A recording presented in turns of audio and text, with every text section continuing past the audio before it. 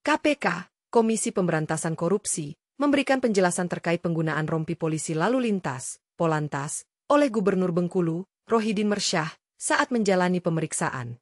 Dalam situasi tersebut, KPK menyatakan bahwa rompi itu digunakan sebagai kamuflase untuk melindungi Rohidin dari kerumunan simpatisan yang melakukan demonstrasi.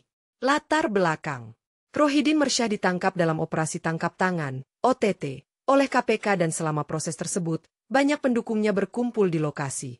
Menurut Direktur Penyidikan KPK, Asep Guntur Rahayu, rompi Polantas dikenakan untuk alasan keamanan. Hal ini dilakukan agar Rohidin tidak menjadi sasaran massa yang menginginkannya saat ia dibawa keluar dari lokasi pemeriksaan. Penjelasan KPK. Asep menjelaskan bahwa saat pemeriksaan berlangsung, situasi di sekitar menjadi sangat tegang dengan kehadiran banyak simpatisan. Oleh karena itu, KPK berkoordinasi dengan pihak kepolisian untuk memastikan keselamatan Rohidin. Rompi Polantas yang dikenakan hanya digunakan saat keluar dari lokasi pemeriksaan dan bukan selama proses pemeriksaan itu sendiri. Kasus hukum. Dalam kasus ini, KPK telah menetapkan Rohidin Mersyah sebagai tersangka bersama 2 orang lainnya, yaitu Sekretaris Daerah Provinsi Bengkulu dan Ajudan Gubernur. KPK juga menyita sejumlah uang yang totalnya mencapai 7 miliar rupiah dalam berbagai mata uang, termasuk rupiah, dolar Amerika, dan dolar Singapura.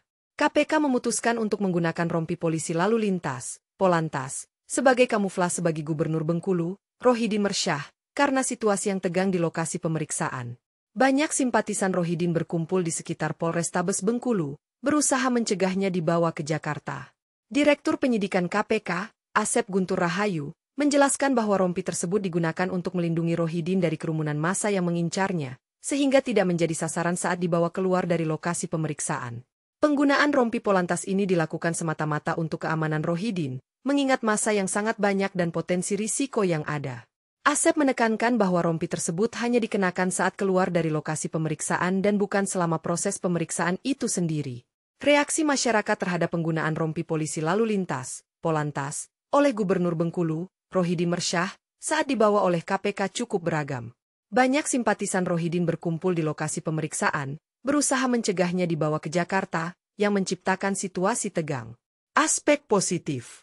Keamanan. Beberapa masyarakat memahami bahwa penggunaan rompi Polantas adalah langkah untuk melindungi Rohidin dari kerumunan massa yang bisa berpotensi berbahaya. KPK menjelaskan bahwa rompi tersebut digunakan sebagai kamuflase untuk menghindari perhatian dari para pendemo yang paling mencari Rohidin. Aspek negatif. Kritik terhadap praktik. Di sisi lain, ada kritik mengenai penggunaan rompi Polantas, yang dianggap tidak pantas untuk seorang pejabat publik dalam situasi hukum seperti ini. Masyarakat mempertanyakan apakah tindakan tersebut mencerminkan penyalahgunaan wewenang atau upaya untuk mendapatkan perlakuan istimewa. Situasi di lapangan. Situasi di depan Polrestabes Bengkulu sempat memanas dengan kehadiran banyak pendukung Rohidin. Mereka berusaha menghalangi proses penangkapan dan pengangkutan Rohidin ke Jakarta.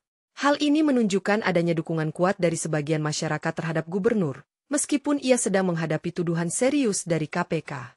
Secara keseluruhan, reaksi masyarakat mencerminkan campuran antara dukungan dan kritik terhadap tindakan KPK serta perilaku Rohidin dalam situasi tersebut. Setelah Gubernur Bengkulu, Rohidin Mersyah, dibawa oleh KPK ke Jakarta, sejumlah langkah hukum segera diambil. Berikut adalah rangkuman dari peristiwa yang terjadi selanjutnya. Punto kedatangan di KPK.